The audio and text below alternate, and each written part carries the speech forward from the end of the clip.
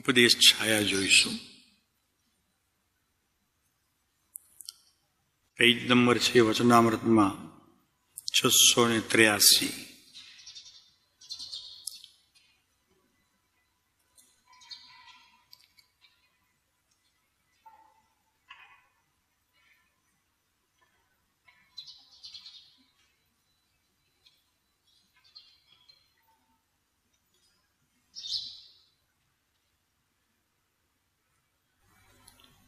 કેટલું બી શ્રવણ કરીએ આત્મા સંબંધીનું, પણ જ્યાં સુધી તે અંતરંગમાં સ્પર્શ થતું નથી ત્યાં સુધી બધી જ ક્રિયા, ચાહે તે આત્મા સંબંધીના જ્ઞાનની હોય, ચાહે તો દયાદાન વ્રત સંબંધીની હોય, ચાહે તો કોઈ યોગ ક્રિયા હોય, ચાહે તો કોઈ ત્યાગની ભૂમિકા હોય, કોઈ પણ ક્રિયા ધર્મ સંબંધીની હોય, પણ જ્યાં સુધી અંતરંગ સ્થિતિ સુધરતી નથી ત્યાં સુધી બધી જ ક્રિયાઓ સામાન્ય રીતે બહુ કાંઈ લાભનું કારણ થતી નથી. લાભ થાય છે પણ કંઈ એટલું લાભનું કારણ થતી નથી કે જે આત્મા સુધી પહોંચી શકે અને તે ક્રિયામાં પોતાના આત્માને જાણી શકે.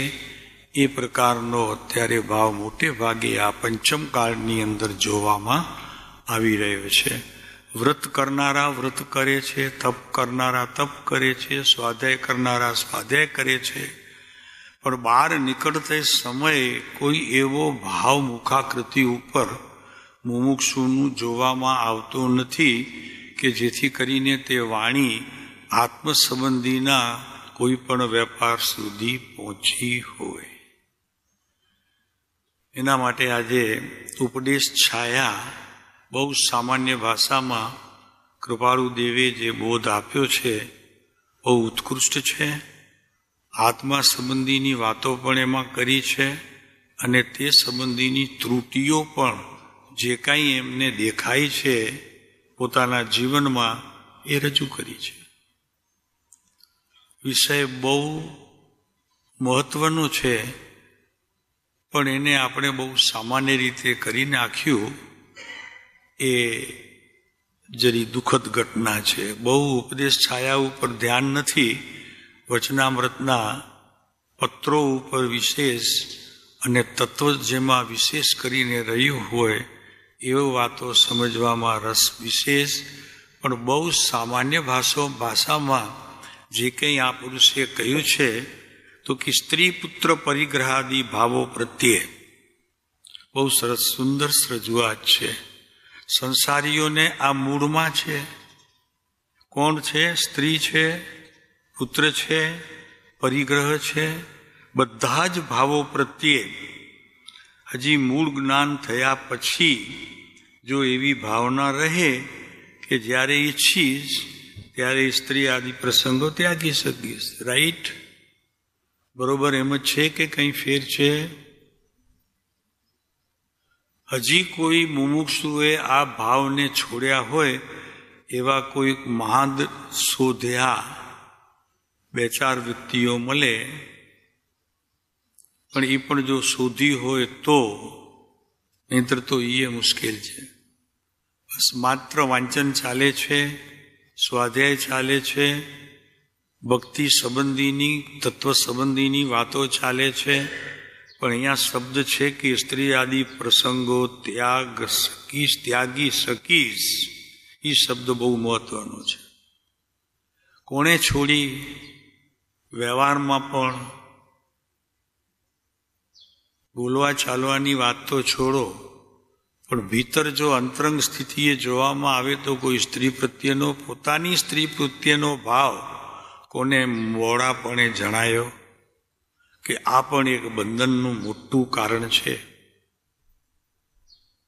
આત્મદર્શનમાં હું આગળ ન વધી શકું, મુક્તિના દ્વાર તો દૂરની વાત.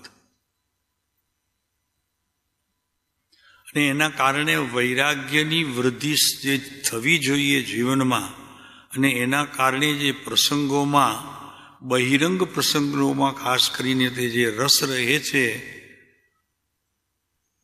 એમાં કાંઈ મંદી આવી?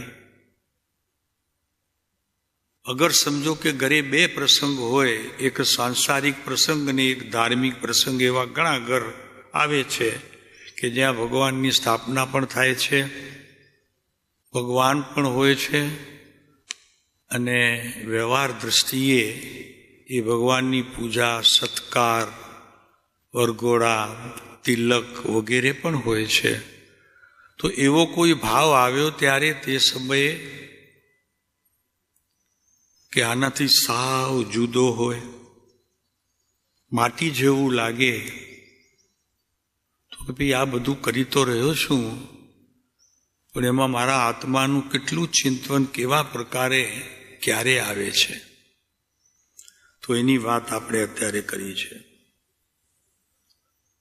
સ્ત્રી પુત્ર પરિગ્રહાદી ભાવો પ્રત્યે મૂળ જ્ઞાન થયા પછી, મૂળ જ્ઞાન જ નથી થયું, જ્ઞાન થયું તે ઓળખ વધી છે, અને એ ઓળખ વધી છે એટલે જરી ભાવ પણ વધ્યા છે. ઘરે મહેમાન આવે, કંઈક મહોત્સવ જેવું હોય, તો એની ખુશી વધુ છે કે ભગવાન ઘરે પધાર્યા એની ખુશી વધુ છે? જરા વિચારવા જેવું છે. ભગવાનને તિલક કરું છું ત્યારે ખરેખર હું ભગવાનને તિલક કરું છું કે એક વ્યવહાર દ્રષ્ટિએ જે કરવું જોઈએ તે કરું છું? એટલે જ્ઞાનીઓ એમ કહે છે કે જ્યાં સુધી આ વસ્તુમાં તું ચોખવટ નહીં કરે ત્યાં સુધી ભગવાન કદાચ આ તો પ્રતિમામાં આવે છે, અગર ચિત્રપટમાં આવે છે, પણ પ્રત્યક્ષ પણ જો ઘરે આવે તો એનો ભાવ તને કેવા પ્રકારે હોય એ આનાથી પ્રસિદ્ધિ થઈ શકે છે. ભગવાન ઘરે આવે તે દિવસે, આપણી સ્થાપના કરી તે દિવસે કયો ભાવ ચાલે છે, જો પ્રમાણિકપણે જો વિચારવામાં આવે તો બધી જ પોલ આપણી પાદરી થઈ જાય. ત્યારે અહીંયા જ્ઞાની કહે છે કે ભાવો પ્રત્યે મૂળ જ્ઞાન થયા પછી જો એવી ભાવના રહે કે જ્યારે ઈચ્છીશ ત્યારે આ સ્ત્રી આદિ પ્રસંગ ત્યાગી શકીશ. મોટા ભાગ જીવોને તો આ પણ નથી આવતું. સાચી વાત છે કે ભલે અત્યારે મેં ભગવાનને ગાદીએ બેસાડ્યા છે, પણ હવે તો પ્રસંગ એવો આવે, અત્યારે તો ભલે કે કોઈ માટીના કે ત્રાંબાના, પિત્તળના કે કોઈ પણ ધાતુના ભગવાન બનાવેલાને હું બેસાડું છું, પણ ત્યારે કોઈના મનમાં એવો ભાવ આવ્યો કે હું અત્યારે પ્રત્યક્ષ ભગવાનને મારા ઘરમાં સ્થાપિત કરવા માટે જઈ રહ્યો છું, એવું હૃદયે કદી સાક્ષી પૂરી? અને હૃદયમાં ક્યારે હર્ષના આંસુ આવ્યા? અને એ હર્ષના આંસુ સાથે પોતાના હૃદયમાં પ્રવેશ થયા પછી એવી ભાવના રહી કે આ પ્રસંગ વહેલો વહેલો મારા પોતામાં આવે, કે જ્યારે ઈચ્છીશ ત્યારે આ સ્ત્રી આદિ પ્રસંગ ત્યાગી શકીશ. આવો ભાવ પણ આવ્યો હોય તો ધન્ય છે પ્રભુ એ જીવ, ધન્ય છે તેની તે ક્રિયાના સમયને, અને ધન્ય છે તે પ્રસંગોમાં હાજરી આપેલા સર્વ જીવોને.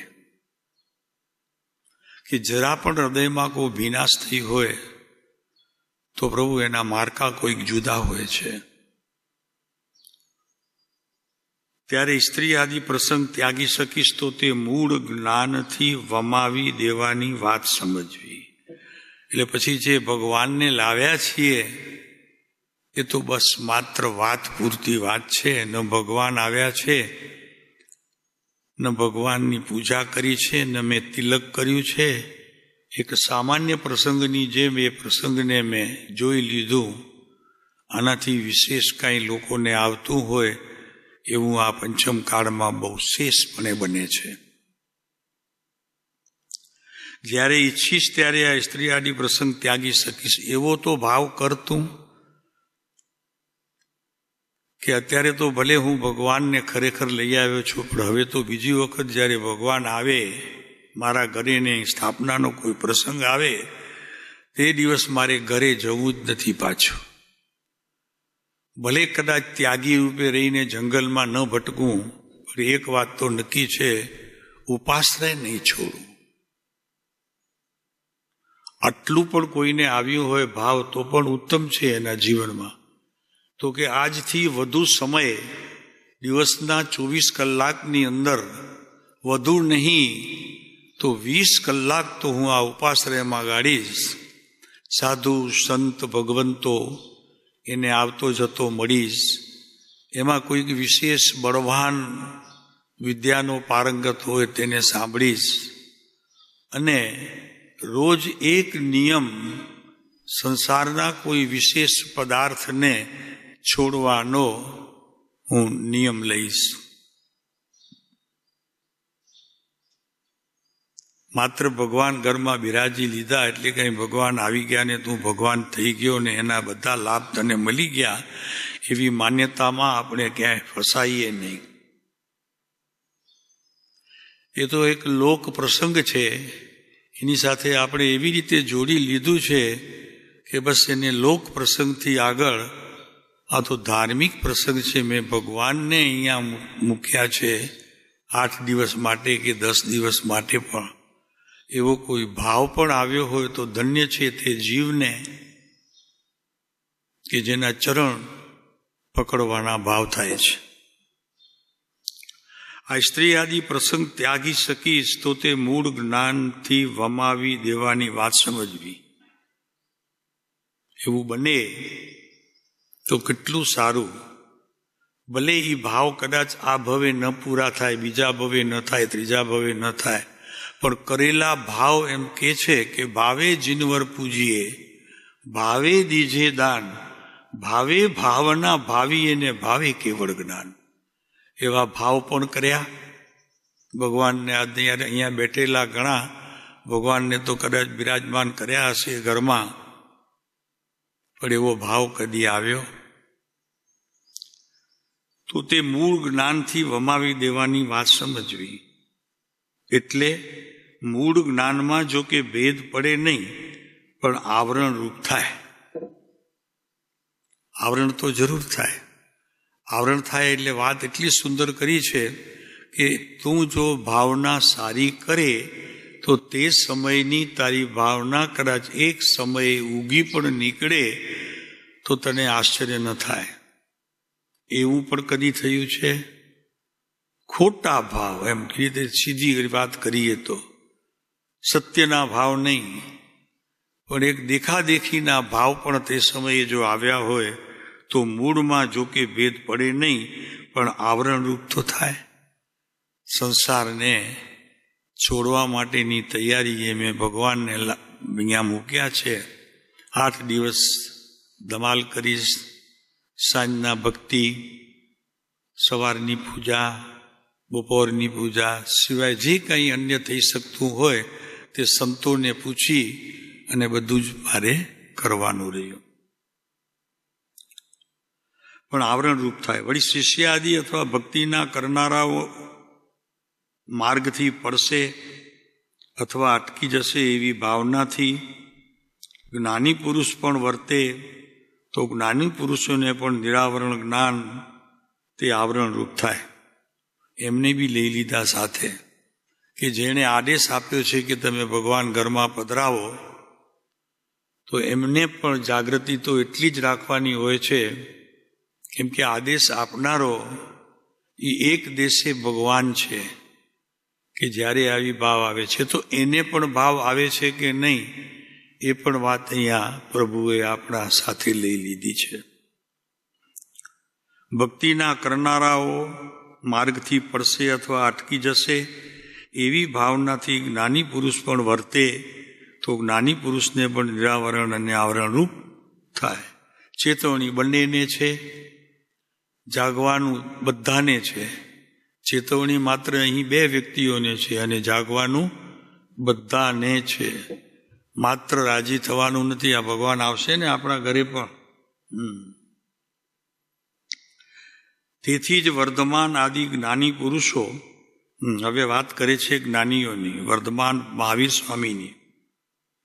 વર્ધમાન આદિ જ્ઞાની પુરુષો અનિદ્રાને 12.5 વર્ષ સુધી રહ્યા. મને પૂછવાનું છે કે કમસે કમ ભગવાનને મંદિરમાં સ્થાપના કરી ત્યારે વાણી મૌન રાખી શક્યા કે નહીં?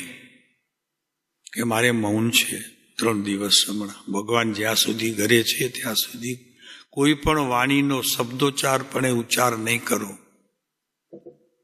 12.5 વર્ષ સુધી રહ્યા જ્ઞાની પુરુષો, અનિંદ્રાપણે 12.5 વર્ષ સુધી રહ્યા. આમાં એક વસ્તુ એ પણ જાણવાની છે કે ભગવાનને ઘરે લાવવા જવાબદારી કેટલી છે, પોતાની જવાબદારી કેટલી છે, કઈ કઈ ક્રિયા પોતે કરી શકે છે ત્યાં સુધી જ લઈ જાય તો પણ તે થોડોક પણ મહત અંશે પણ તે સત્યને અનુસર્યો એમ કહેવામાં આવે.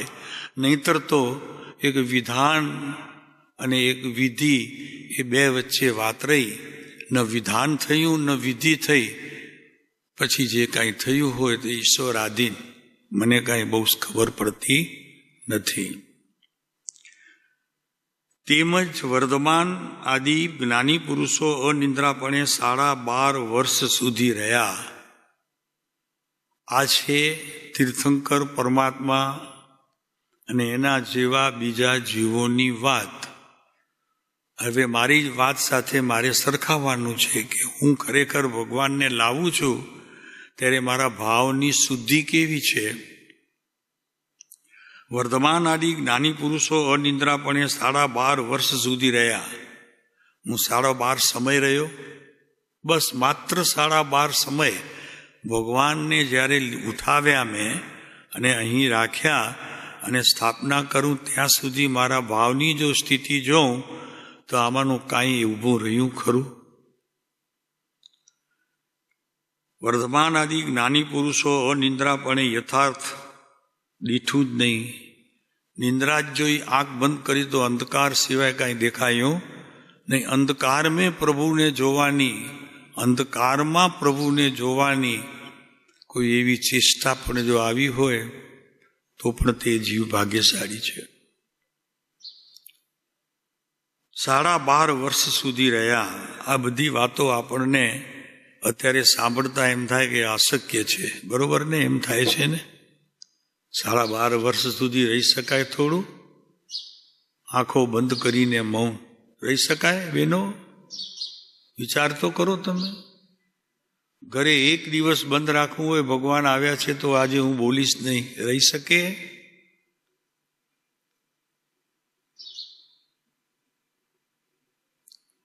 અથવા અસંગપણું જ શ્રેય કર દીઠું. કોઈની સાથે સંગ ન રાખ્યો, નજરથી પણ નહીં, આંખ મિલાવીને તો નહીં જ, નજરથી, ઈશારાથી પણ નહીં. અને હજી એનાથી આગળ કહીએ તો હૃદયથી તો બિલકુલ નહીં. હૃદયમાં એક જ ભગવાન બેસાડ્યા છે તેનો જ ભાવ, બીજો કોઈ ભાવ નહીં. એક શબ્દનો ઉચ્ચાર કરવાનું પણ યથાર્થ દીઠું નહીં. મેં તો ન કર્યું પણ કોઈને કરતા પણ જોયા નહીં એવા ભાવિક જીવોની આ મંડળી, પ્રભુ મને ક્યારે હાસિલ થશે? હું એમાં ક્યારે સ્નાન કરીશ? અગર તો એ જોવા માટે ક્યારે મારી આંખો એ દ્રષ્ટિ તરફ વિશેષ કરીને પ્રવૃત્તિ કરે. એક શબ્દનો ઉચ્ચાર કરવાનું પણ યથાર્થ દીઠું નહીં.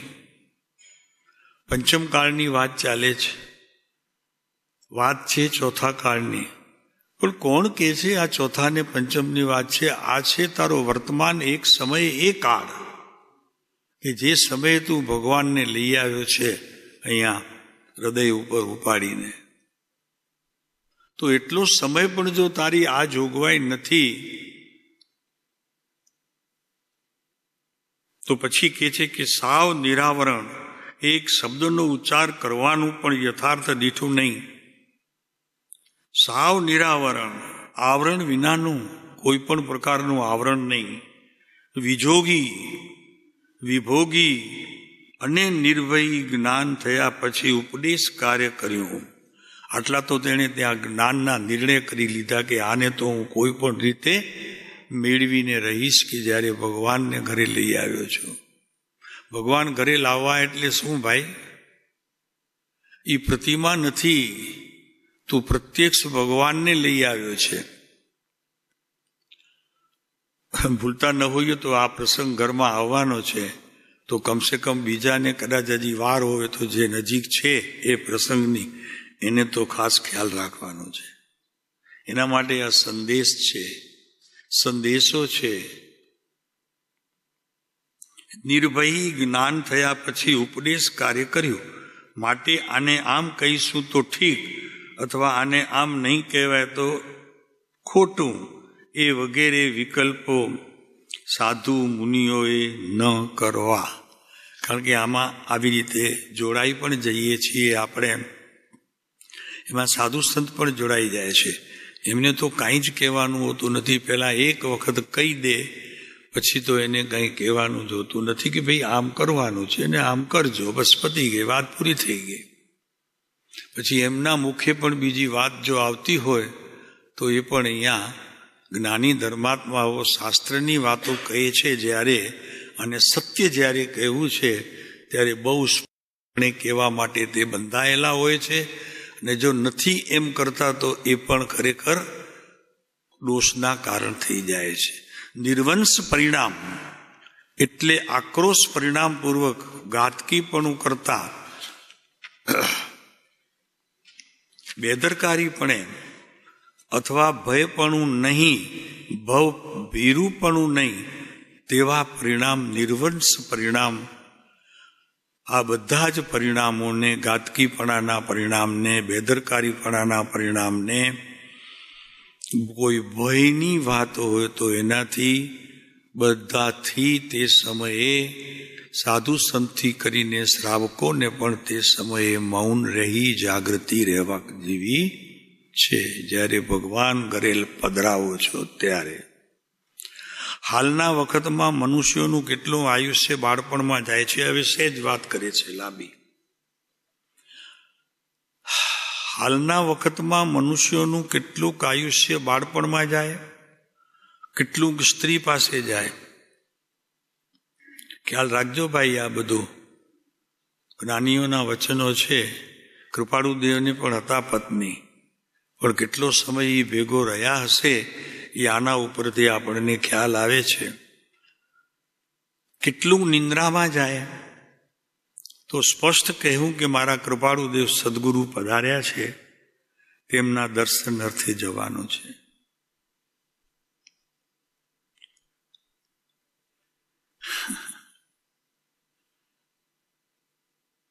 આજુબાજુ આડોશી પાડોશીએ પણ અત્યારે બધા આ જ ભાવ કરવા જેવા હોય ત્યારે તે પ્રસંગની ઉજવણી, એનો ઉત્સવ કોઈક અનેરો હોય છે.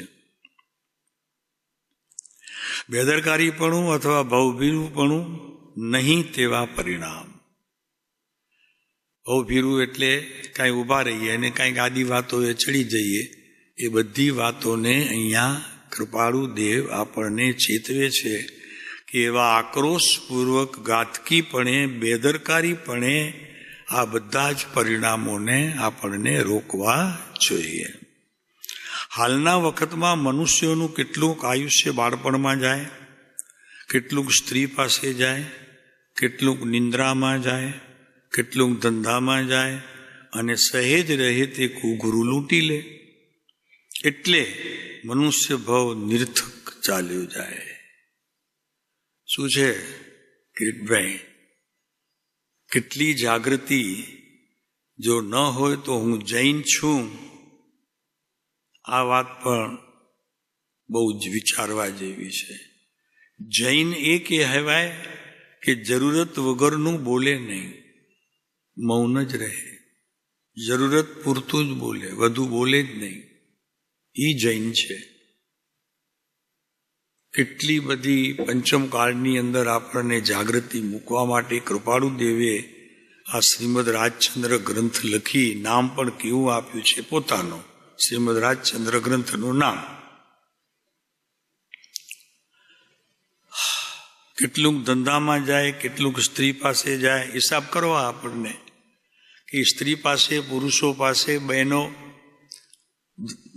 માનવો, પછી છોકરા છૈયા પાસે, પછી ઘર અને કુટુંબ, દુકાન પાસે, પછી આડોશી પાડોશી માટે કેટલો સમય આજે આખા દિવસમાં આપણે કાઢ્યો, એનો પણ હિસાબ જો આપણી પાસે નથી તો હું જૈન છું અને વિતરાગ મારા ભગવાન છે, સંતો મારા બેલી છે, આ ભાવ આવ્યા વગર કેવી રીતે ધર્મના આંકડા સુધી પહોંચશું? સ્ત્રી પાસે જાય, કેટલુંક નિંદ્રામાં જાય, કેટલુંક ધંધામાં જાય, અને સહેજ રહે કંઈક બચ્યું હોય થોડું તો ગુરુ લૂંટી લે. એટલે મનુષ્ય ભવ નિરર્થક ચાલ્યો જાય. આમ મનુષ્ય ભવ નિરર્થક ચાલ્યો જાય છે. આમ તો સાંભળીએ છીએ બધી જગ્યાએ, પણ કૃપાળુદેવે કેટલો ખુલાસો સરસ કર્યો છે. ભરતભાઈ, કેટલો ખુલાસો સારો. બધું હિસાબ કરવાનો આપણને. કેટલો સમય ઘરમાં, કેટલો સમય બહાર, કેટલો સમય છોકરા સાથે, કેટલો સમય ટોળ ટપ્પામાં, કેટલો સમય ફરવા ગયા તેમાં, અને પછી જે સમય રહ્યો મારી પાસે એ ઉપાધિનો, ભગવાનના મંદિરમાં જરાક દર્શન કરતો જાઉં, જરાક દર્શન કરતો જાઉં, સામે જ છે ભગવાન, દર્શન કરતો જાઉં. હવે એ દર્શનમાં શું વળે ભાઈ? અંતરંગ દશા તારી જ્યાં સુધી સુધરે નહીં ત્યારે તું ભગવાનને મળીને શું કરીશ ભાઈ? પ્રતિમા દેખાશે, પ્રતિભા નહીં હોય. શું કહ્યું? પ્રતિમા દેખાશે, એને વંદન કરીશ, પણ પ્રતિભાની એક અંશ પણ તને તારા જ્ઞાનમાં તે સમયે આવે એવું બની શકતું નથી. જે કામે કરવું, જે કામ કરવા જવું તે જ કરવું. એટલે ઘણા તો અમારા કચ્છની અંદર એવા મોટી ઉંમરના માણસો પણ ખેડૂતો, એ એક વાત તો નક્કી કરે છે, એવા 8-10 તો નામ મને ખબર છે. જ્યારે ભગવાનના મંદિરમાં દર્શન કરવા માટે જાય ત્યારે ઘરેથી નીકળે તો વાણી બંધ. કોઈ પણ પ્રકારની ચેષ્ટાએ પણ બોલે નહીં. એવા 8થી 10 જણા મને અત્યારે નામ સુદ્ધા ખબર છે કે ઘરેથી નીકળે ભરતભાઈ ને દર્શન કરવા જઈએ છીએ તો વાણી બંધ, વિચાર બંધ, ગતિ બંધ, અને એ ચેષ્ટાઓ બંધ. એટલે કે કોઈ સામે મળે એને કંઈક મેસેજ આપવા હોય તો પણ નહીં, તે સમયે કાંઈ જ નહીં. આવી વાતો કરનારાઓ અને આવો નિયમ લેનારાઓ દરેક ગામમાં તમને 2-4 જણા જરૂર મળે. એમ અમારા ગામમાં તો 8થી 10 જણા એવા. ઘરથી નીકળે ઘરે પાછા આવે ત્યાં સુધી, ને ઘરે પ્રતિમા મૂકી હોય તો એ પ્રતિમાની સામે પણ 5 મિનિટ એકાગ્રતાપૂર્વક જો દર્શન વિધિ કરે પછી જ કોઈની સાથે બોલવાની, વાત કરવાની. અત્યારે તો હાથમાં જે કાંઈ હોય એ લઈને પણ આપણે મંદિરમાં થેલી બહાર મૂકીએ, આપણે અંદર જઈએ, થેલીવાળાની ભલામણ કરીએ કે સંભાળજે જરા. અને આ બધી ચીજો કેટલી વાજબી છે, અને પછી આપણા દર્શનનું શું થશે એની વાત હવે કરે છે. તો કે છે ભયપણું નહીં, ભવ ભીરુપણું પણ નહીં, તેવા પરિણામ તે જીવના હોય છે. હાલના વખતમાં મનુષ્યોનું કેટલુંક આયુષ્ય બાળપણમાં જાય, કેટલુંક સ્ત્રી પાસે જાય, કેટલુંક નિંદ્રામાં જાય, કેટલુંક ધંધામાં જાય, અને સહેજ રહે તે ગુરુ લૂંટી લે. એટલે મનુષ્ય ભાવ નિરર્થક ચાલ્યો જાય છે. આ તમે હિસાબ કરજો. એક દિવસ અહીંયા આવ્યા છીએ કુકમાનો હિસાબ કરજો. ભગવાન પાસે કેટલો રહ્યા, સ્વાધ્યાય હોલમાં કેટલો રહ્યા, અને સ્વાધ્યાય હોલમાં રહ્યા પછી તેની ચિંતવનમાં કેટલો સમય રહ્યા, શ્રવણ કર્યું, એનું અમલ કરવા માટે કંઈ નિર્ણય કર્યો. આ બધી ચીજોનું ધ્યાન રાખશો તો મોટે ભાગે નિરાશા સિવાય આપણા જીવનમાં બીજું કાંઈ દેખાય નહીં. લોકોને કંઈ જૂઠું કહીને સદગુરુ પાસે સત્સંગમાં આવવાની જરૂર નથી. ઠીક છે, આ એક નિયમ લેવા જેવો છે. જે કામે જવું તે કામ સિવાય બીજા કામોમાં ક્યાંય અટકવું નહીં. તેમાં પણ મંદિર કે સંતો સંબંધી જ્યાં તને કોઈ સમયે પણ ઘરથી છૂટીને મળવાનું થાય ત્યારે વાણી મૌન અને વિચાર તારા મૌન હોવા જોઈએ. અને જો વિચાર હોય ને આવતા હોય તો તે ખરેખર ઈશ્વર સંબંધીના એટલે કે ભગવાન સંબંધીના હોવા જોઈએ. બીજા કોઈ પણ વિચારો હોવા જોઈએ નહીં. છેવટે કાંઈ નહીં તો નમો થોડું હરિયંતાણમ ભગવંતાણમ તિથેરાણમ સંયસમ બુદ્ધાણમ, છેવટે એ પાઠ પણ મારે ઘરેથી નીકળતી સમયે જ્યાં સુધી મંદિરમાં ન પહોંચું ત્યાં સુધી બીજો કોઈ પણ ભાવ મને ન પ્રગટે એના માટે આટલો વાણીનો યોગ પણ કરવા જેવો છે. નથી કરતા એ બધી જ ગડબડ આપણા જીવનને, આપણા જૈન દર્શનને, આપણે જે મળેલો આ સત્પુરુષોનો બોધ બધું નિરર્થક જીવનમાં વહ્યું જશે. લોકોને કંઈ જૂઠું કહીને સદગુરુ પાસે સત્સંગમાં આવવાની જરૂર નથી. જૂઠાનો બોલવાનો તો દોષ છે જ, પણ એટલો સમય પણ બીજી વાત કરી અને જ્યારે મંદિરે જવાનું થાય ત્યારે કમસે કમ જે કંઈ 5 મિનિટ, ગામડાઓમાં તો 5 મિનિટ 10 મિનિટ લાગે, કેટલી લાગે જી મહારાજ, એટલો સમય પણ મૌન રહેવું વિશેષ હિતકારી છે. લોકોને કહીને સદગુરુ પાસે સત્સંગમાં આવવાની જરૂર નથી. હું બેઠો 2 કલાક બેઠો પછી જી મહારાજ પાસે, નહીં, એ તારું બેસવું ગયું ભાઈ. તું બેઠો ખરો પણ જે તારે કરવું જોઈએ તો તે કર્યું નહીં. એટલે મૌન કેટલું મહત્વનું છે. સંતો સાથે જ્યારે જતા હોઈએ, સંતો પાસે જતા હોઈએ, બેસતા હોઈએ ત્યારે મૌન ઓછામાં ઓછું બોલવાનું કેટલું મહત્વનું છે એ વાત આપણને અહીંયા કૃપાળુદેવ ઉપદેશ છાયામાં, અને પાઠ છે આપણો પહેલો, ઉપદેશ છાયા પહેલો પાઠ. લોકોને કહી જૂઠું કહીને સદગુરુ પાસે સત્સંગમાં આવવાની જરૂર નથી. આ કૃપાળુદેવના લખેલા વચનો છે. પછી માનવા ન માનવા આપણા ઉપર આધાર છે. લોકો એમ પૂછે કે કોણ પધાર્યા છે, તો સ્પષ્ટ કહેવું કે મારા પરમ કૃપાળુ સદગુરુ પધાર્યા છે. કોણ પધાર્યા છે? મારા સાહેબ આવ્યા છે, બાજુમાં હતા કોટડા ગામમાં, પછી અહીંયા આવ્યા દેવપુરમાં, હવે અહીંયા રહે છે. ના પાડી, અહીંયા એ વાતની ના પાડી. અહીંયા એટલું કીધું કે મારા પરમ કૃપાળુ સદગુરુ પધાર્યા છે, તેમના દર્શન અર્થે જવાનું છે. કેટલી વાણીમાં પણ સંયમિતતા હોવી જોઈએ. ત્યારે કોઈ કહે કે હું તો તમારી સાથે આવું, ત્યારે કહેવું કે ભાઈ તેઓ શ્રી કંઈ હાલ ઉપદેશ તરીકેનું કાર્ય કરતા નથી. આવું હોય તો આવો, પણ તે ઉપદેશ નહીં આપે, હમણાં એ નથી આપતા એ રીતે. અને તમારો હેતુ જો એવો છે કે ત્યાં જઈશ તો કંઈક સાંભળીશ, પણ ત્યાં ઉપદેશ, ત્યાં એવો કોઈ નિયમ નથી. એટલે ઘણા પૂછે ને તો કે શું જી મહારાજનું પ્રવચન છે આજે? હા, તો ચાલો નીકળીએ. કે નહીં, એમને એમ બેસવાના છે. તો નહીં, તો શું કરીએ જઈને? આ બધી જ ગોષ્ઠીઓ આપણા જીવનની અંદર કેવી કુટેવ રૂપે પડી ગઈ છે. હવે એમને એમ બેઠા હોય તો પછી જઈશું જ્યાં સાંભળવા માટે.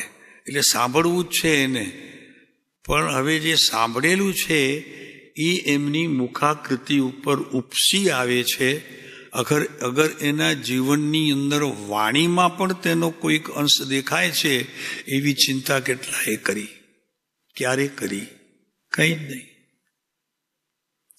તમારી સાથે આવું ત્યારે કહ્યું કે ભાઈ તેઓ શ્રી કાંઈ હાલ ઉપદેશ તરીકે કાર્ય કરતા નથી, અને તમારો હેતુ એવો છે કે ત્યાં જઈશ તો સાંભળીશ, પણ કંઈ ઉપદેશ દે એવો કોઈ નિયમ નથી. વ્યાખ્યાન છે તો દોડતો દોડતો જાય, બરોબર છે. અને વ્યાખ્યાન ન હોય તો ધીરો પડી જાય, તો કે વાંધો નહીં, વ્યાખ્યાન જશે નહીં, આ છે નહીં ને એટલે વાંધો નહીં, બરોબર છે. આ ટેવો આપણા પાસે છે તો જોજો, વિચારજો એ ટેવોને. કૃપાળુદેવના વચનો છે. ભાઈ, આ કોઈ ઘરની વાત નથી. કોઈ તમારી સાથે આવું તો ભાઈ તેવું શ્રી કંઈ હાલ ઉપદેશ તરીકેનું કાર્ય કરતા નથી, અને તમારો હેતુ એવો છે કે ત્યાં જઈશ તો સાંભળીશ, પણ તે કંઈ ઉપદેશ દે એવો કોઈ નિયમ નથી. તો પછી બેસીને કેટલી વાર બેસવું? બહેનો, જે મહારાજ પાસે જાઓ અને આમ સાવ ચૂપચાપ બેઠા હો તો કેટલી વાર બેસી શકો? જી મહારાજ બી ન બોલે, તમે પણ કાંઈ ન બોલો, તો તમારી સ્થિતિ શું? અને કયો ને જરા તો ખબર પડે. ભાઈઓને પૂછું, કોઈ બોલતું ન હોય તો તમે મૌન કેટલો સમય રહી શકો? ત્યાં સામે ઊભા રહી શકો, બેસી શકો? તમને ખબર નથી, સંતોની ચેષ્ટાઓ પણ ખરેખર બોધરૂપ હોય છે. સંતોનું હરેક કાર્ય બોધરૂપ હોય છે. ન બોલે તો પણ તેમાં બોધની ગંધ આવ્યા વગર તમને રહેતી નથી. પણ આ બધું કોણ સંભાળે ભાઈ? તેઓ શ્રી કંઈ હાલ ઉપદેશ તરીકેનું કાર્ય કરતા નથી, અને તમારો હેતુ એવો છે કે ત્યાં જઈશ તો કંઈક સાંભળીશું. જો સાંભળીશું શબ્દ કૃપાળુદેવનો, પણ કાંઈ ઉપદેશ દે તેવો કોઈ નિયમ નથી. ત્યારે તે ભાઈ પૂછે કે તમને ઉપદેશ કેમ દીધો? તો પછી તમને આટલો ઉપદેશ કેમ દીધો? ત્યારે જણાવું કે મારે પ્રથમ એમના સમાગમમાં જવાનું થયેલું, અને તે વખતે ધર્મ સંબંધી વચનો શ્રવણ કર્યા કે જેથી મને ખાતરી થઈ કે આ મહાત્મા છે એમ ઓળખાણ થતાં મેં તેમને જ મારા સદગુરુ ધાર્યા છે. ત્યારે તો એમ કહે કે ઉપદેશ દે, અગર ના પણ દે, પણ મારે તો તેમના દર્શન કરવા છે. એ ભાવ પણ હોવો જરૂરી છે. મને કાંઈ ઉપદેશની જરૂર નથી, એ ઉપદેશ આપે. હું તો દર્શન કરીશ એવા સંત મહાત્માઓની, તો પણ મારું જીવન તો ધન્ય થશે તે સમયે. મારે એના દર્શન કરવા છે. ત્યારે જણાવું કે કદાચ ઉપદેશ ના દે તો તમારે વિકલ્પ કરવો નહીં. આમ કરતા જ્યારે આવે ત્યારે તો હરી ઈચ્છા, પણ તમારે પોતે કંઈ તેવી પ્રેરણા ન કરવી. ચાલો ત્યારે બોધ મળશે. અને ઘણા તો સંતોને કહે છે કાંઈક કયો. જી મહારાજ પાસે જાય, અમે ઘણા જીવોને સામે છે, કાંઈક કયો. અરે કાંઈક કહેવાથી તારું નહીં વળે. તને જે મુશ્કેલ છે એની વાત કર તો તારું વળશે દિવસ. તને મુશ્કેલ શું છે? તું ક્યાં ચૂકે છે?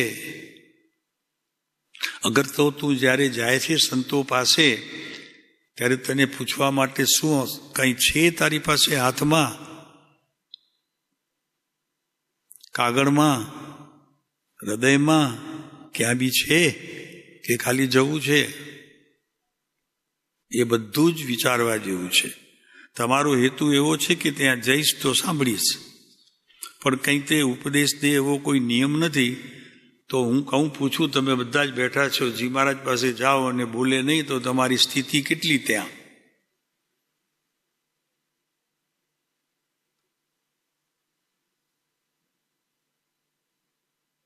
આમને આમ બેસવું હોય તો કેટલો સમય બેસી શકો તમે? અત્યારે જેમ શાંત બેઠા છો એ બેસવું હોય તો કેટલું બેસી શકો? 2 મિનિટ, 5 મિનિટ, 8 મિનિટ, 10 મિનિટ, કેટલું બેસી શકો? સ્થિરતા જેને કહેવામાં આવે છે, વાણીની સ્થિરતા, દેહની સ્થિરતા, વિચારોની સ્થિરતા, વિકલ્પોની સ્થિરતા. તમને ખ્યાલ નહીં હોય, સંતો પાસે જઈએ ત્યારે કાંઈ ન સાંભળીએ ને માત્ર એમની ચેષ્ટાઓ જોયા કરીએ ને તો પણ કંઈક વિશેષ લાભનું કારણ થાય. પણ હવે આ બધી અટકળો કાઢવી ક્યાંથી? સંતો કે છે ખુલ્લે ખુલ્લું. આ કૃપાળુદેવના વચનો છે. ત્યારે એમ કહે કે ઉપદેશ દે, અગર ના પણ દે તો મારે તો તેમના દર્શન કરવા છે. આ ભાવ કેટલાને આવે છે? શું મારા સાહેબ પાસે કઈ કોઈ હતું? કોઈ હતું વાત? હા, તો કે વાત થતી હતી, તો હાલો ભરતભાઈ, તો હાલો. પણ કોઈ નહોતું, હમણાં એકલા બેઠા હતા, તો જઈને શું કરું?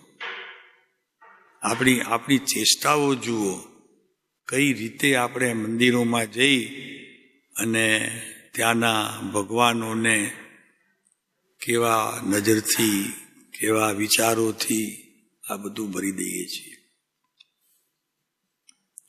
વિકલ્પ કરવો નહીં. આમ કરતા ત્યારે આવે ત્યારે તો હરી ઈચ્છા, પણ તમારે આવી જાય કોઈ વાત તો હરી ઈચ્છા. તમને કોઈ સરસ વાત મળી ગઈ, સારી વાત, બોલતા નહોતા પણ છતાં બોલ્યા ત્યારે એટલું બહુ સરસ, સારી વાત મળી. ત્યારે જણાવું કે કદાચ ઉપદેશ ના દે તો તમારે વિકલ્પ કરવો નહીં. આમ કરતા જ્યારે આવે ત્યારે હરી ઈચ્છા, પણ તમારે પોતે કાંઈ પ્રેરણા કરવી નહીં કે ચાલો ત્યારે બોધ મળશે, ઉપદેશ મળશે, એવી ભાવના પોતે કરવી નહીં, તેમ બીજાને પ્રેરવી નહીં. બોલો.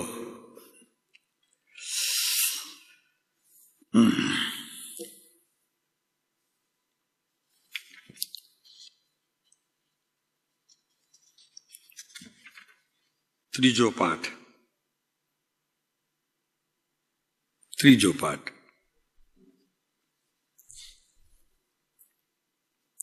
3 પ્રકારના જ્ઞાની પુરુષ અત્યારે મુખ્ય. પ્રથમ, મધ્યમ, ઉત્કૃષ્ટ. આ કાળમાં જ્ઞાની પુરુષોનું પરમ દુર્લભપણું છે, તેમ આરાધક જીવો પણ ઘણા ઓછા છે.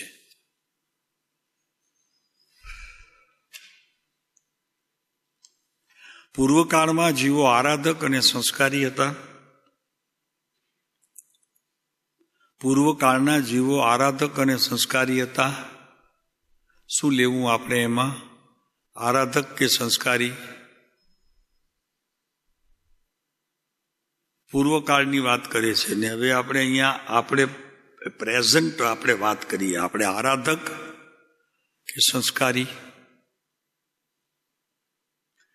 તમને ખ્યાલ નહીં હોય, મંદિરમાં દાખલ થાવ અને ઉપાશ્રયમાં જાઓ, કોઈ સંત બેઠા હોય તો તમારી વાત કરતાં કરતાં જાઓ અને છેવટ સુધી એમના કાને ઈ જ પડ્યા કરે, દોષનું કારણ છે. તમે તમારી વાત બંધ જ ન કરો. દેખાય કે મારા સાહેબ બેઠા છે તો પણ તમે તમારી વાત ચાલુ રાખો છો, એ ખરેખર તો અવિનય છે. એમ હોવું ન જોઈએ. આ તો આ પહેલા પાઠ હજી શીખવે છે આપણને કે મંદિરમાં જવું કેવી રીતે, બેસવું કેવી રીતે, કરવું શું ત્યાં જઈને. આરાધક અને સંસ્કારી હતા પૂર્વકાળના જીવો. હવે આપણો પૂર્વકાળ આપણે જોઈએ તો ચોથો જ હોય ને, ચોથો જ દેખાય ને આપણને સામે તો અત્યારે. તો ત્યારે આ અંશે પણ હશે અને સંસ્કારી હતા. તથારૂપ સત્સંગનો જોગ હતો, તેમ સત્સંગનું મહાત્મ્ય વિસર્જન થયેલું નહોતું. તમે સત્સંગ સાંભળવા અત્યારે આવ્યા છો, એનું મહાત્મ્ય અત્યારે તમને સમજાય છે, પણ તમે અત્યારે જો પોતામાં એકબીજામાં વાતો કરતા થાવ તો કેવો ગોટો વળે ખબર છે? અત્યારે તમે તમારી રીતે વાતો કરો ને હું અહીંયાથી બોલ્યા કરું, બીજી મહારાજે બોલ્યા કરે, શું થાય? એને સત્સંગ કહેવાય કે કુસંગ કહેવાય? મહાત્મા અને વિનય ઘસાઈ ગયા જેવા થઈ ગયા હોવાથી ઘણો કાળ સત્પુરુષોનો માર્ગ, મહાત્મ્ય વિનય ઘસાઈ ગયા જેવા થઈ ગયા હોવાથી અને પૂર્વના આરાધક જીવો ઓછા હોવાથી જીવને સત્પુરુષોનું ઓળખાણ તત્કાળ થતું નથી. નિયમ એવું છે કે તમે રસ્તે જતા હો અને ખાલી એમ કે 4 મીટર લાંબા કોઈ સંત આવતા હોય તો તમારી ફરજ છે કે તમે એક બાજુ ઊભા રહી જાઓ. ચાલો તો નહીં જ, પણ એક બાજુ ઊભા રહી જાઓ સાઈડમાં. એ પસાર થાય પછી તમારે પસાર થવાનો એક એવો નિયમ છે. તમે શું કરો છો? મુંબઈમાં જાઓ છો, સંતો આવતા જતા હોય છે, આ વાત કરો છો? આ નિયમ પડાય છે આપણાથી? બોલો. આ બધી ચીજો આપણને જાણવા જેવી છે, કારણ કે તો જ ભગવાન મળે અને ભગવાનના દર્શન થાય અને ભગવાન જેવા કહેવાય. અત્યારે તો હવે કે સાહેબ કેમ થયા, હવે કેટલા બધા આવતા હોય, આપણે શું ઊભા જ રહેવાનું? વાત સાચી છે તારી ભાઈ, પણ વસ્તુ સ્થિતિ અહીંયા તો જે છે તે કે પછી તારે શું કરવાનું અને હોય કે ન હોય એ બધી ચેષ્ટાઓ તારે સમજવાની છે. સત્પુરુષોનો માર્ગ મહાત્મ્ય અને વિનય ઘસાઈ ગયા જેવા થઈ ગયા હોવાથી અને પૂર્વના આરાધક જીવો ઓછા હોવાથી જીવને સત્પુરુષોનું ઓળખાણ તત્કાળ થતું નથી. બધાને સરખા ગણી લેવા, જી મહારાજ મળે તો પણ સરખા ને બીજા કોઈ મહારાજ મળે સરખા એમ માનો છો હજી અત્યારે તમે? કે જે વાણીએ સતની પ્રવૃત્તિ જ નિરંતર થતી રહે છે ને સાંભળવા મળે છે આપણને, અને બીજો કોઈ સાધુ મળે તો એના જેવા જ સમજીને તમે જો ચાલતા હો તો આપણો મોટો ખરેખર તો આઘાતનો પ્રશ્ન છે કે આપણે ખરેખર ચૂકીએ છીએ જીવનમાં કાંઈક તો એવું જરૂર ચૂકીએ છીએ કે જ્યારે મૌન રહેવું જોઈએ ત્યારે બોલું છું અને જ્યારે બોલવું હોય ત્યારે મૌન રહું છું. આ બધી જ ચેષ્ટાઓ આપણા જીવનને ચહલ પહલ એટલે હદ સુધી કરી નાખે છે કે અંત સમય હાથમાં આવતો પણ નથી. ઘણા જીવો તો સત્પુરુષનું સ્વરૂપ પણ સમજતા નથી. આપણે કહીએ ને અમે સત્પુરુષને દર્શન કરવા માટે જઈએ છીએ. અમારે પહેલાં એ બહુ થતું, 7-8-10 જણાનું જૂથ હોય અને બધા ઓવરકાસ્ટ હોઈએ, એટલે કે એવું નહીં કે કચ્છી જોઈએ, બધા ગુજરાતી હોય ભેગા હોય અને બધા જ ભેગા હોય, 12 ગામથી આવે ને આ બધા ક્યાં જાય છે? તો અમે કહીએ ભાઈ એક સત્પુરુષ અહીંયા આવ્યા છે, ઉપાસક મહારાજ આવ્યા છે. હા એમ કયો ને, સત્પુરુષ આવ્યા છે કયો છો? તો અમને શું ખબર પડે સત્પુરુષ કોણ ને મહારાજ સાહેબ કોણ? આવી બધી વાતો આપણા જીવનની અંદર એવી વણાઈ ગઈ છે. પહેલા તો એને હણવી જોઈએ, સમજવી જોઈએ. નિયમ કેવા કડક છે એ પહેલા સમજવા જોઈએ. સંતો પાસે જવા માટે આ બધી જ ચીજો બહુ જરૂરી છે. જીવને સત્પુરુષનું ઓળખાણ તત્કાળ થતું નથી. ઘણા જીવો તો સત્પુરુષોનું સ્વરૂપ પણ સમજતા નથી, અને કાં તો ડાયો હોય કાં તો છોકાયાના જીવ પાર સાધુને, કાં તો શાસ્ત્રો ભણેલા હોય તેને, કાં તો કોઈ ત્યાગી હોય તેને માને. સત્પુરુષોનું ખરેખર સ્વરૂપ જાણવું જરૂરનું છે. મધ્યમ સત્પુરુષ હોય તો વખતે થોડો કાળ તેમની ઓળખાણ થવી સંભવે, કારણ કે જીવની મરજી મુજબ અનુકૂળપણે તે વર્તે તો સારું થાય. એમ કે આપણે જી મહારાજ પાસે જઈએ ને તો જરાક વાતો બે થાય તો સારું લાગે, અને પાવન બેઠા હોય કે પ્રસાદ બેઠા હોય તો કે શું કરીશું, ત્યાં કાંઈ તો છે નહીં, હાલો. આ બધી ચેષ્ટાઓ આપણા જીવનને ઘાત કરે છે, ધર્મને બાજુમાં મૂકી દે છે અને આડે રસ્તે આપણે ચડતા જઈએ છીએ. થોડા કાળે તેમનું ઓળખાણ થવું સંભવે, કારણ કે જીવની મરજી અનુકૂળ તે વર્તે. જો આપણે એક આપણી ચેષ્ટાઓ આપણે સંતોને મળવા માટે આપણને જો કોઈ જઈએ ઉપાશ્રયમાં ને કોઈ ન બોલાવે સાધુ તો આપણે ચૂપચાપ ચાલતા આવીએ. ક્યાંક કોઈક વળી પાછું પૂછે તો કે કેમ ભાઈ શું જોઈએ છે, તો કે કાંઈ નહીં એમ કરીને આપણે નીકળી જઈએ. એટલે ઉપાશ્રય ભૂલી ગયા આપણે એમ. આ બધી જ ચેષ્ટાઓ આપણા જીવનને ખરેખર ઘાતકપણે આપણા જૈન દર્શનને અને સાધુ સંતોને ખરેખર લાંછનરૂપ છે. વાતચીત કરે ત્યારે આવકાર ભાવ રાખે, તેથી જીવની પ્રીતિ થવાનું કારણ બને. પણ ઉત્કૃષ્ટ સત્પુરુષો તો તેઓ જ ભાવના હોય, ઉત્કૃષ્ટ સત્પુરુષોને તો તેવી ભાવના હોય નહીં, અર્થાત નિષ્ફળતા હોવાથી તેઓ ભાવ રાખે નહીં. કોઈ બોલાવે કોઈ ન બોલાવે, કોઈ પધારો મહારાજ કે કોઈ ન કે તો પણ એમને કાંઈ ફેર પડતો નથી. તેથી કાં તો જીવ અટકી જાય અથવા મૂંઝાય, અથવા તેવું થાય તે થાય, જેવું થવાનું હોય તે થાય. આ પહેલા 2 પેરેગ્રાફ આપણે પૂરા કર્યા, બીજાના અને ત્રીજાના આગળ જોતા જઈશું.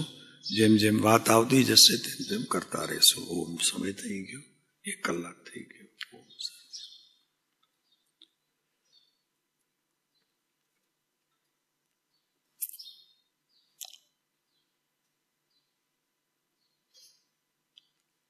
સૂત્ર, સિદ્ધાંતો, શાસ્ત્રો, સત્પુરુષોની વાતો અને વિનયરૂપ પુરુષ,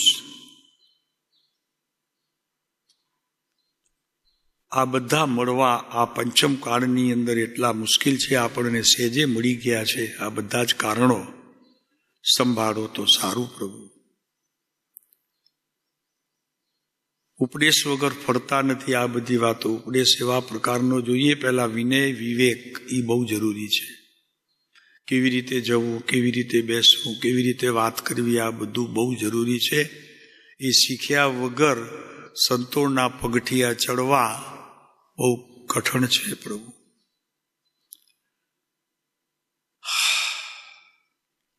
જોઈએ પછી આગળ.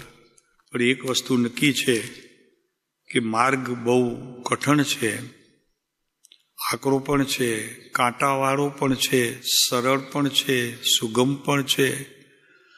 પણ એ બધું મારી ચાલે ચાલે એ માન્યતા ન હોવી જોઈએ.